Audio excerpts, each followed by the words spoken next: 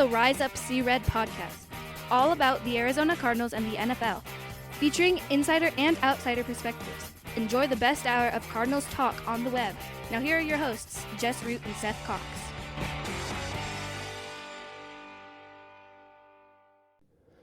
Hello, Arizona Cardinals fans, and welcome to the latest edition of the Rise Up See Red podcast. I'm your host, Jess Root from CardsWire.com, the USA Today NFL Wire site covering the Arizona Cardinals. With me is co-host Seth Cox from AvengeOfTheBirds.com, the SB Nation Arizona Cardinals site, and also one of the hosts of the original Draft Breakdown podcast. We're at episode 430.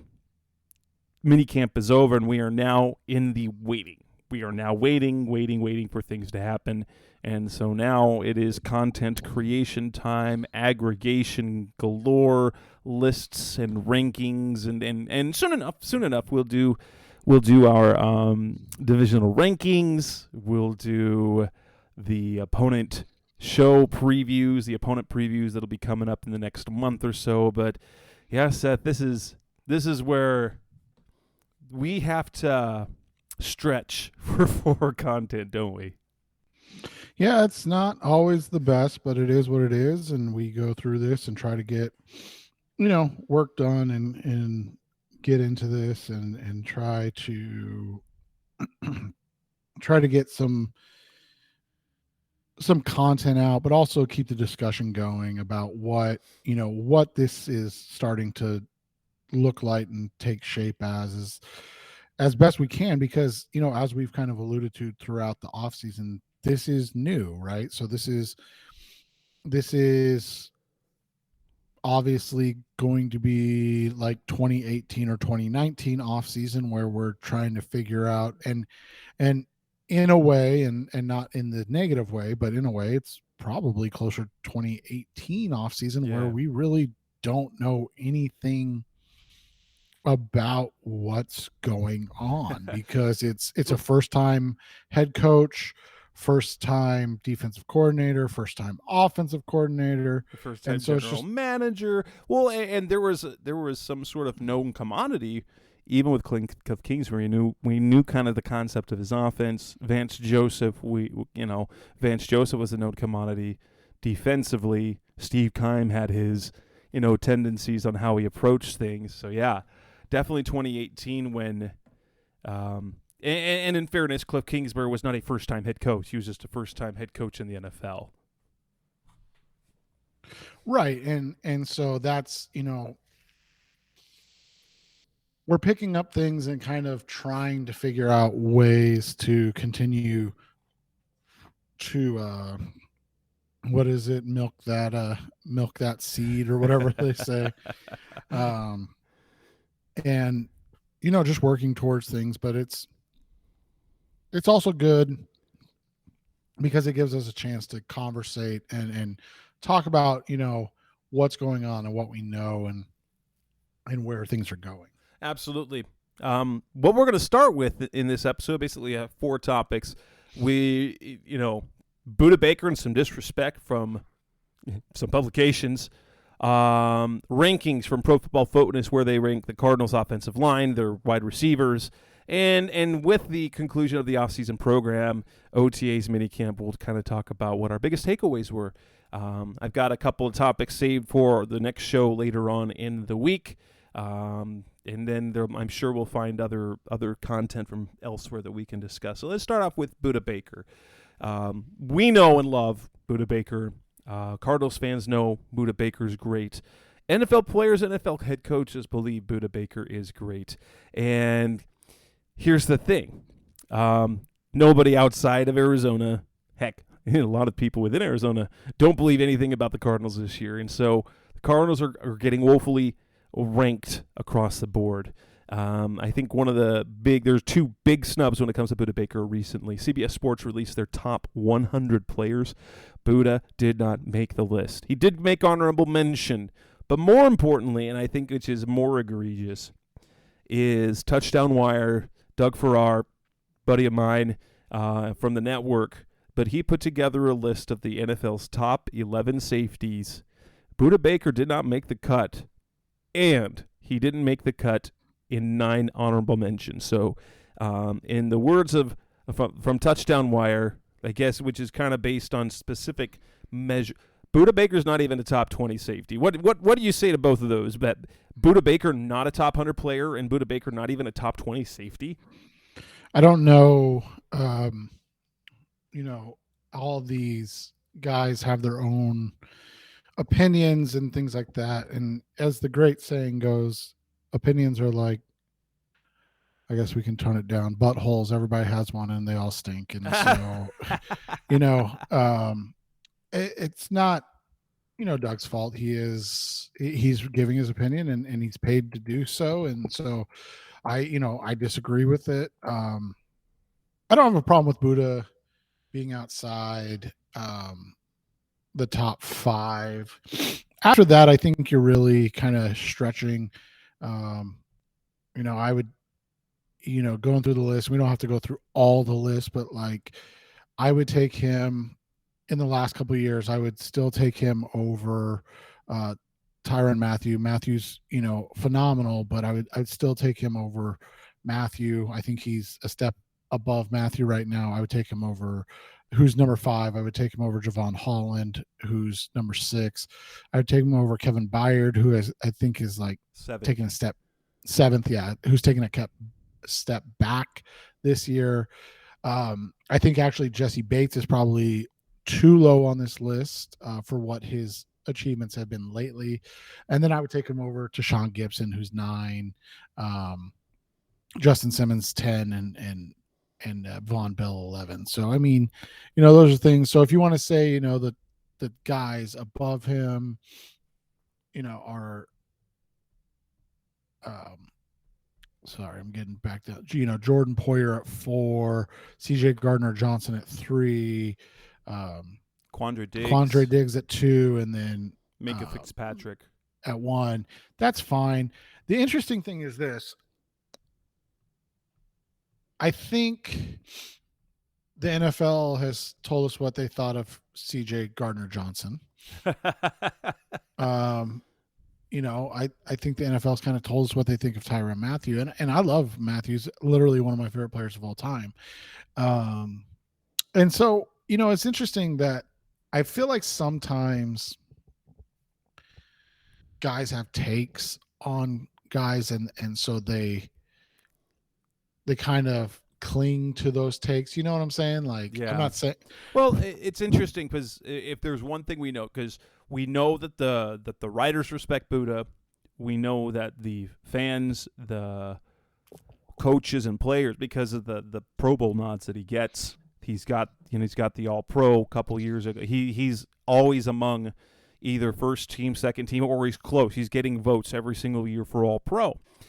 However, anything that's including any sort of analytic metrics, Pro Football Focus never rates him high, and as a result, a lot of what like Doug Farrar does is metrics based on a lot of things, and Budda never measures up analytically. It's very interesting because he's an impact football player without having high end analytic metrics other than maybe grade. Yeah, and that's something that you see, in these situations. I think sometimes people look at analytics a little too much and things like that. Like, it's also tough, when you look at it for a guy like Budda playing on one of the worst defenses in the NFL. And this is something, you and I have talked about, right? About when this trade request or pay me situation came up. It's not a shot at Budda, because I do think he's a top 7 safety in the NFL. It's the fact that even think about that list. Obviously the Steelers have a great defense, fantastic defense.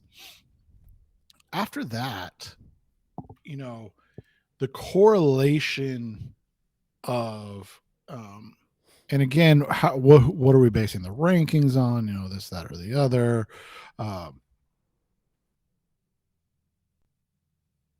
Defensive performance, so to speak, is what you kind of look at. And when you look at the I guess that, like, I don't know, if you want to look at like DVOA, for instance, and the defensive rank DVOA, Tennessee's ranked 1, I believe. I could be wrong. Don't shoot me if I'm wrong. I think Tennessee was 1, San Francisco was 2, Buffalo was 3, Miami was 4. All their safeties are in this ranking. That's not a coincidence, right? Because like when you have really good players in front of you, it makes your job easier, and it also makes you look better. And you'll notice something about almost all of these guys. These are all so. Budda gets used from what we know about the Cardinals. He's used. It appears to be in a greater variety of ways than these particular safeties. They're used more specifically for coverage, as opposed to, well, Budda does stuff in coverage, but they use him a lot of different ways as well. And a lot of the impact that he makes is the fact that he erases other mistakes because of the speed with which he plays the game. And so you'll notice these are higher end coverage guys. Budda can keep up with pretty much anyone. The one thing he does have at the disadvantage of is obviously his height and length, which make him a disadvantage for, that we've seen the battles with George Kittle and how they go both ways. But you'll notice a trend with pretty much the guys across this list. They're not as the versatile safeties who blitz or play more in the box.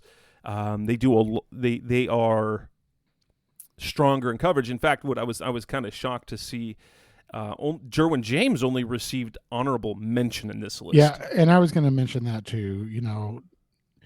The other thing I think this shows us, and I'd love to get your opinion on this, is that the rankings don't necessarily reflect the financial compensation Correct. of these guys, right? And so I think that's an interesting way to kind of look at it as well. Is you've got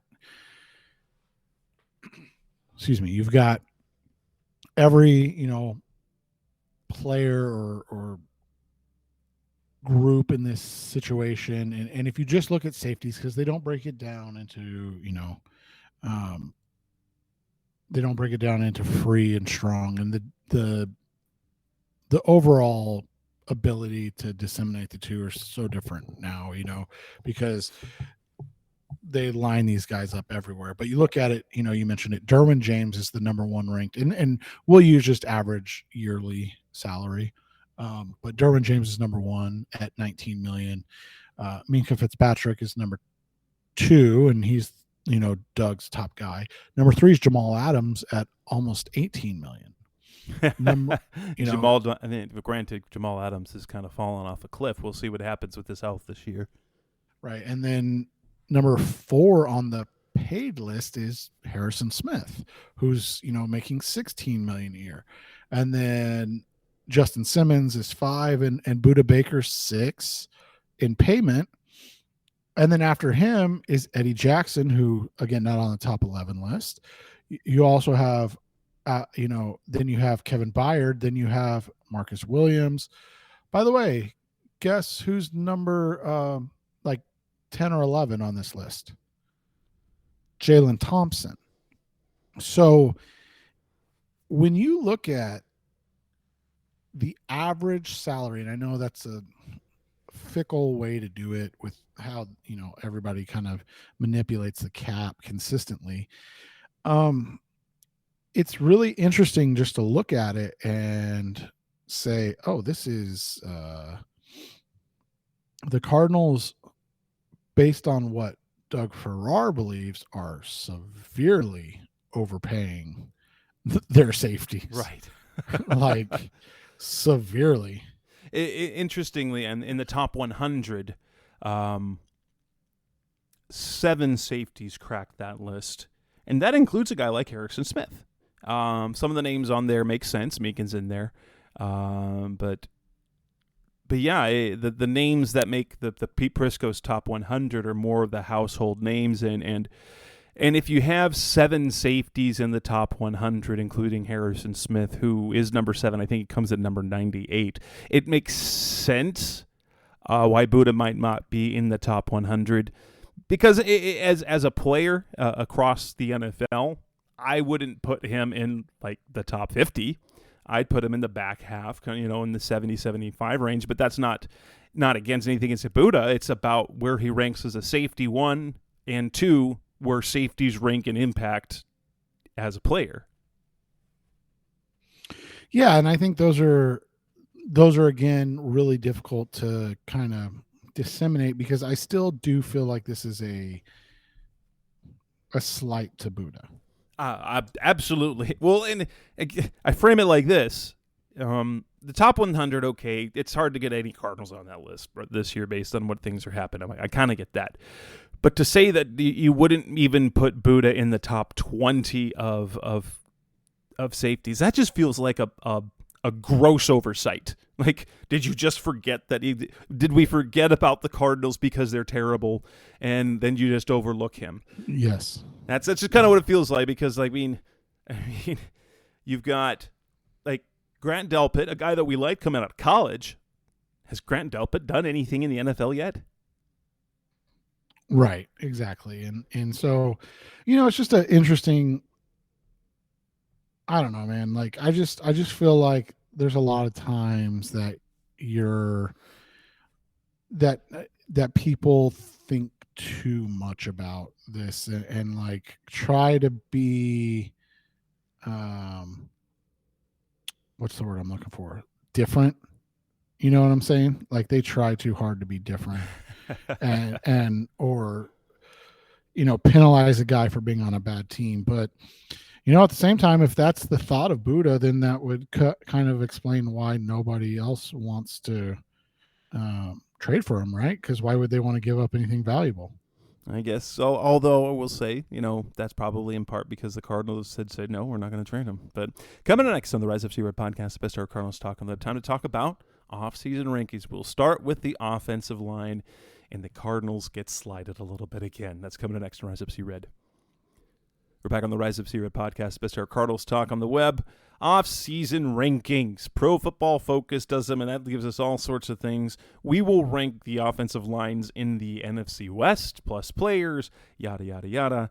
But as you can expect, the Cardinals do not rank highly. But with a unit that feels like it's perhaps one of its strengths, it's ranked woefully low, and they have them ranked 31st in the NFL, down 7 from previously, ahead of only the Tennessee Titans, who remained dead last. I will say this in terms of the Cardinals seem to have an entire offensive line built from left tackles, with rookie Paris Johnson Jr. like a shoehorned in at guard, and Josh Jones back to riding the bench after breakout year in 2022. They had 44 penalties as a unit. They were the most penalized offensive line in the NFL. DJ Humphries, through his 8 games last year, had no sacks allowed. They do project Johnson as their starting left guard, which I'm going to question. I know that's, when you look at it on paper outside of it makes sense. You still got veteran Kelvin Beachum who could slide right in right tackle. Then you're looking, they need a left guard. So Paris Johnson makes sense there. I just don't think that's what's going to happen. I think it's going to be Paris Johnson at right tackle. I think it's going to be a battle between the trio of Josh Jones, Dennis Daly, and Elijah Wilkinson, who will batter for that left jaw. And I'll be honest, I think Josh Jones' spot on the roster is tenuous at best, considering the number of offensive linemen with guaranteed salary this year. Kelvin Beachum's salary is fully guaranteed. Elijah Wilkinson has $940,000 of his salary guaranteed. Dennis Daly got a 2-year deal with $400,000 guaranteed salary this year. Josh Jones is going to find, but that said, I guess it does sort of make sense in some ways why you would put the Cardinals fairly low. After all, their starting center right now is Yilda Froholt, and left and left guard is a question mark. And then so you're left with DJ Humphries coming off an injury, Will Hernandez, who, perhaps had his best year last year, and Kelvin Beachum, who is aging but steady. There isn't really anything to get excited about that line other than the potential of Johnson, right? Yeah, I think that's what you look at. I think if Johnson starts at right tackle and Jones starts at left guard, you just feel a little bit more excited. It doesn't necessarily mean that it's going to work, but I just feel like you are more excited, right? Yeah, totally. I mean, yes. You want your young tackle playing tackle, essentially. Right. You're basically that. And I still really, really like DJ Humphrey, so I believe he's a quality left tackle, and he brings to the table a lot of things in terms of leadership and play that you want for the unit as well. How comfortable, so left guard, center, would you say those are probably the largest question marks and probably are glaring weaknesses on the line? I mean, obviously there's the question of the center position, and then you have to acknowledge that there's the reality and the question of whether it's left guard or right tackle, a rookie starting, right? And then obviously again with if it is Josh Jones at left guard and Paris at right tackle, you still have to figure out if these guys are good at those positions. Right. That is true, because we've never seen Josh Jones. Josh Jones has never played left guard. Technically, Paris has never played right tackle. He's played tackle. He's played the right side of the line, but Josh Jones has only played, right tackle and a little some right guard as well. So that'd be and in fairness too, Yelda Froholt's only got 4 games of center under his belt in his career as well. So this is fun. Now a team right ahead of them is the Seahawks, and they have, entering last year, there were big question marks as they had rookies at both tackle positions. Those turned out really well. Charles Cross, Abe Lucas turned out to be very nice. Lucas was especially surprising at right tackle. Yeah, and you have to look at it. You have to look at it and say their tackles offer more upside at this point, and Damian Lewis is their best player. So 3 positions as opposed to, the way they have it listed 1 for the Cardinals. I mean, I would say the 2 positions seem pretty solid with DJ and Will. Yeah, that's true.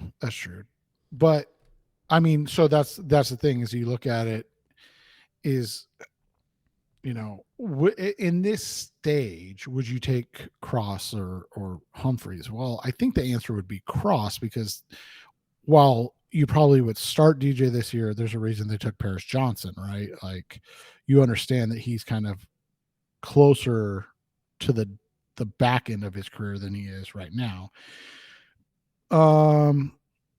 But I don't know. It's these are always so subjective, anyways. and we know the Cardinals are going to rank lowly because they're the Cardinals, and in fairness, the offense around the offensive line impacts how one views the offensive line. Well, but let me ask you this: like, if you're making this list and you look at like the LA Rams, who on the LA Rams is better than a Cardinals projected starter right now?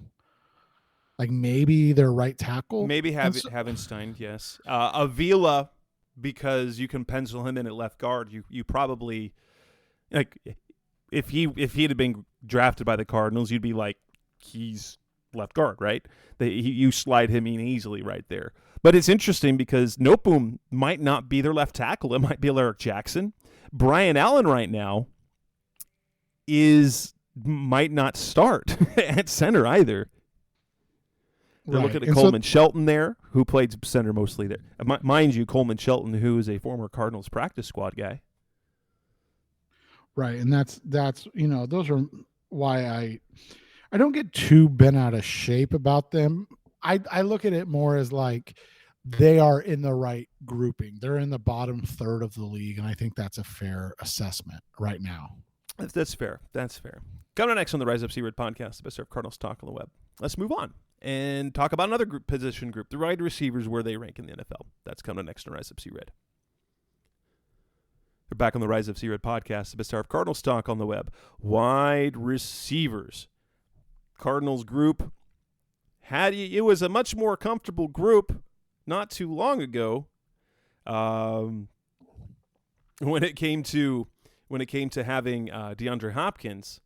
However, where do they rank? They rank quite low, of course. As is the trend with the Arizona Cardinals this offseason. They are at the bottom or near the bottom of every single grouping list. They're not dead last. They're not second to last, but they are number 28. Now, I'd say this is pretty fair because they have major question marks. We saw Hollywood Brown play like a number one receiver through the first 6 games of the season. We've seen flashes of Rondale Moore, Greg Dortch, but yeah, their top 3 receivers right now are tiny receivers, and if you want to, as pass catchers, you want to figure in Zach Ertz and Trey McBride, and then you've got Zach Pascal. You don't expect major numbers from him, but if he has a role on offense, we've seen him twice in his career have more than 600 yards. But yeah, there isn't much about this receiver group that brings fear to any opposing defense, other than the fact they are fast. So Hollywood and Moore give you elite speed, but Moore hasn't done much. It hasn't been utilized in a way to scare defenses yet.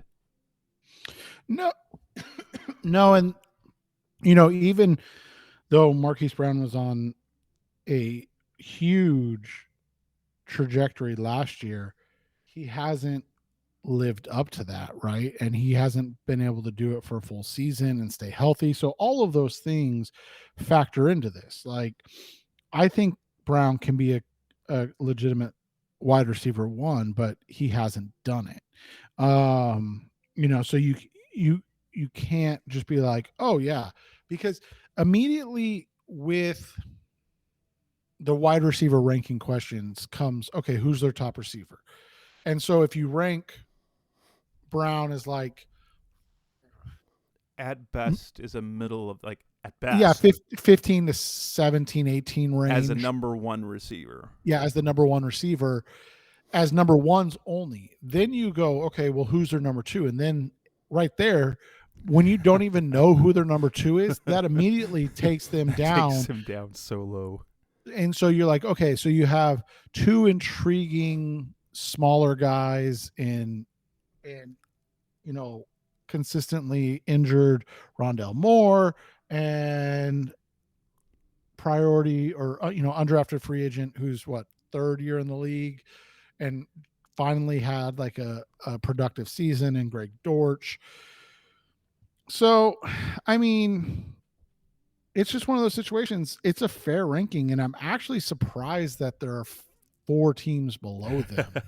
Well, I will say this: if you look at you look at the Titans, they've got Treylon Burks, but the truth is, you've never heard of any other receivers on their team, and that's right. Now that changed when if they signed DeAndre Hopkins, but you can see why they made such a big push for DeAndre Hopkins is because they have Treylon Burks, and then guys you've never heard of. Have you heard of Kyle? I haven't heard of Kyle Phillips, Nick Westbrook, Ikhine, a name I'm not even going to attempt because he's a tight end. But yeah. Yeah. Okawonko. You can say. Yes. Well, and those guys and behind him, because you don't have a true, now you've got the Carolina Panthers don't have a true number one, right? That's proven it. The Houston Texans definitely, like, if Robert Woods is your number one, then you're in a tough spot. The Patriots, it's interesting because I think the Patriots would go above Arizona. I think it's because the uncertainty surrounding Juju. Because isn't there some questions if he's going to be able to play this year? I think I saw something on that. If I'm wrong, I apologize.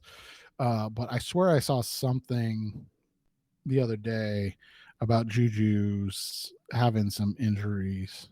Well, interestingly enough, because that's not mentioned in this spot, is that they replaced Jacoby Myers with Juju Smith-Schuster, and while I guess Hollywood has a higher ceiling for a number one than Juju, though Juju has had more production over a while.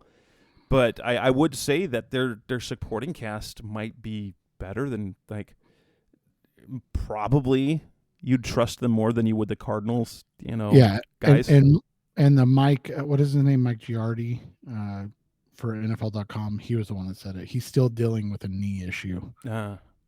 So, and he didn't play that well last year either, playing in the best offense in the NFL. So I mean, I get it a little bit, but yeah, I mean, Tennessee, Carolina, Houston all belong below them right now. I think New England's a coin flip. And then from there, it's again the same thing. Like, Indianapolis has Michael Pittman and Alec Pierce, who are intriguing guys. The Packers have Christian Watson and Romeo Doubs, who are intriguing guys. The Giants have Darius Slayton and Sterling Shepard when healthy.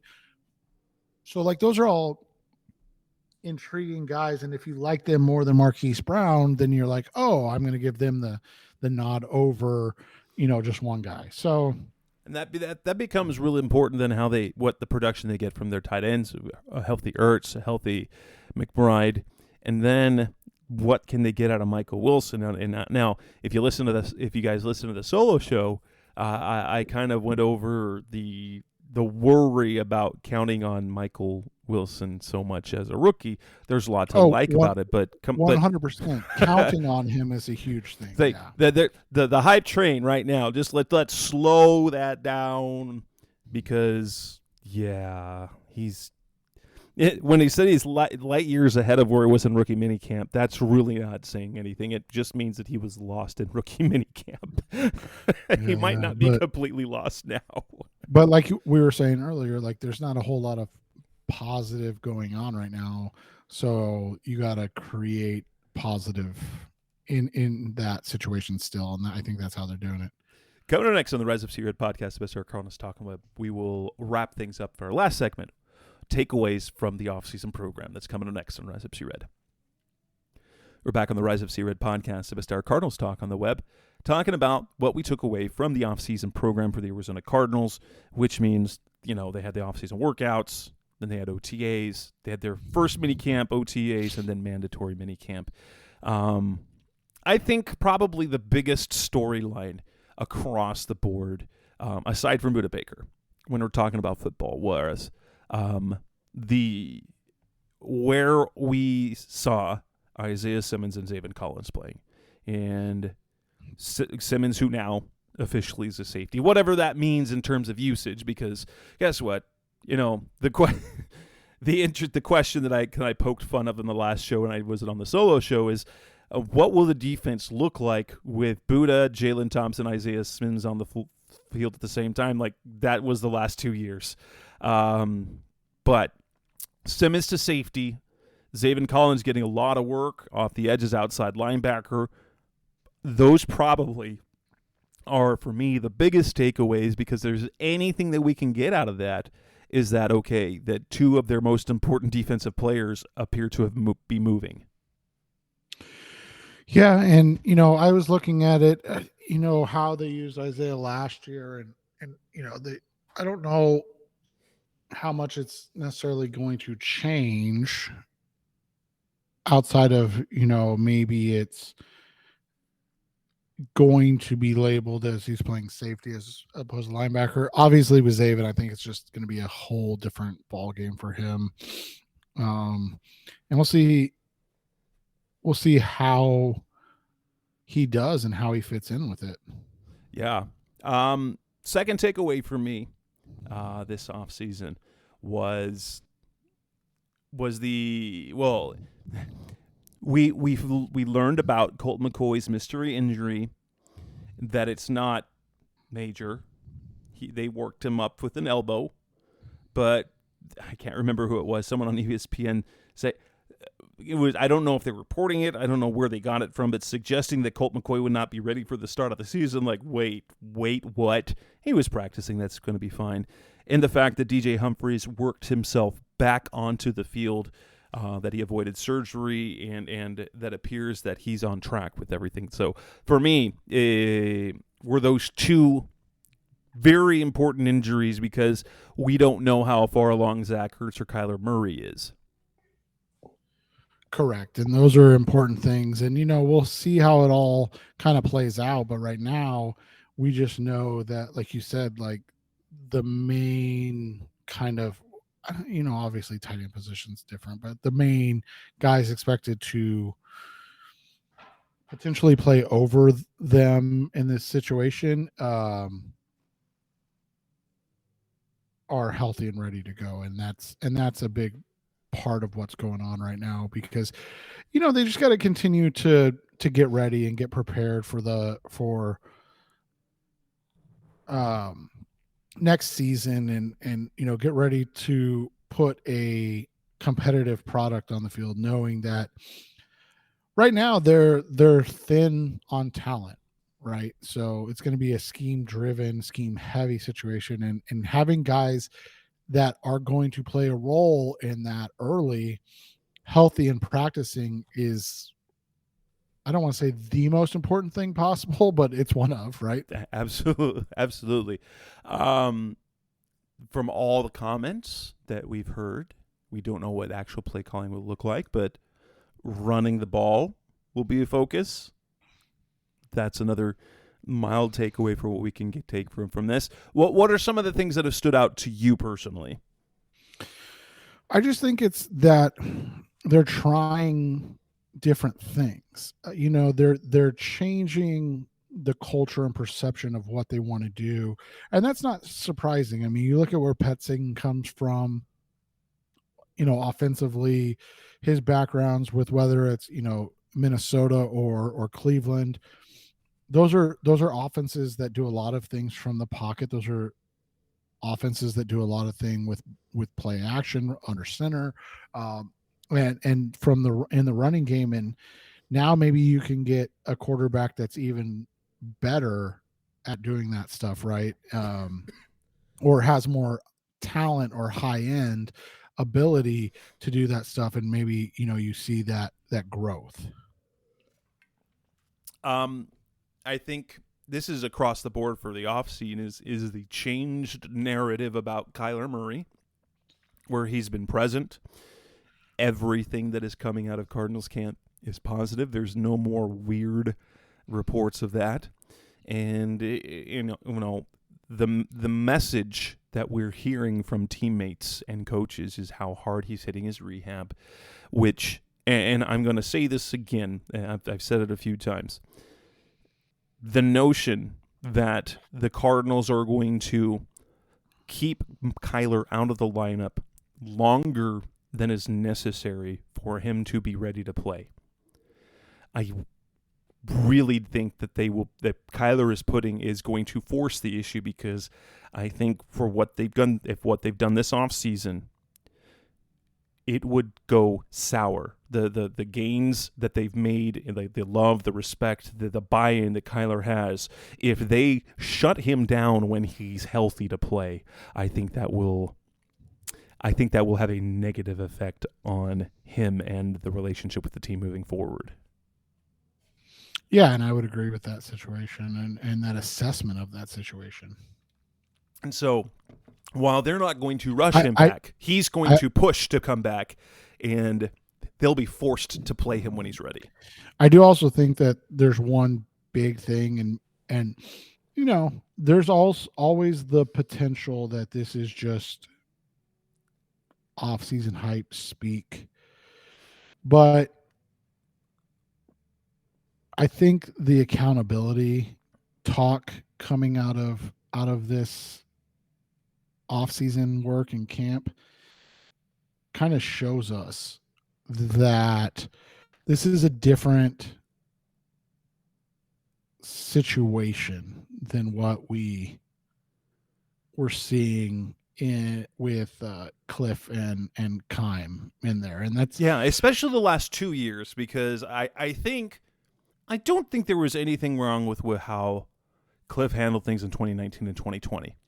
But once they experienced the success and they tried to put the team together differently, I think that's where the approach didn't work, when they didn't have more enforced accountability, more coach-driven accountability, where Gannon's not afraid to do that. And I love, and I'm going to say it again. I said it on the show. I've said it on the radio on AM 1060. Jonathan Gannon gives me not the non-annoying, non-a-hole version of Jim Harbaugh, like a kinder, gentler Jim Harbaugh, but just as competitive. Right, and I think that's accurate. Anything else of note that you would like to point out for the off-season program? The old guy is back, right? Aaron Brewer. Yes, he is. That's the other thing. So 2/3. So no more Andy Lee, but Matt Prater's back, Aaron Brewer's back, and got a new punter, Matt Hawk. Yeah, so we'll see how that all kind of goes with Prater, Brewer, and Hawk now, right? Yep, which means hopefully Hawk is a good holder, because Prater, if anything's off kilter, he became a bad kicker. Right, exactly. And they signed him for two more years. Oh man, we'll wrap this edition of the Rise Up C-Red podcast, Best Hour Cardinals talk on the web. We'll wrap this up. Whether we have a show with Seth or another solo show for me later in the week, that's coming up this week. We will try and churn out more content. In the meantime, hit the revengeofthebirds.com, carswire.com, and listen to Seth's podcast, the original Draft Breakdown podcast. I'm Jess Root. That's Seth Cox. Thanks for listening as always. Thanks for listening to the latest edition of the Rise Up C-Red podcast. Listen to previous episodes and subscribe to the show on Apple Podcasts, Stitcher Radio, Audioboom, or many other podcast platforms, so shows are delivered directly to your mobile device. Please give the show a 5-star rating and always support the sponsors who support the show. We'll be back soon for the best hour of Cardinals talk on the web. Rise Up Red Sea, be Red C-Red, and of course, Rise Up C-Red.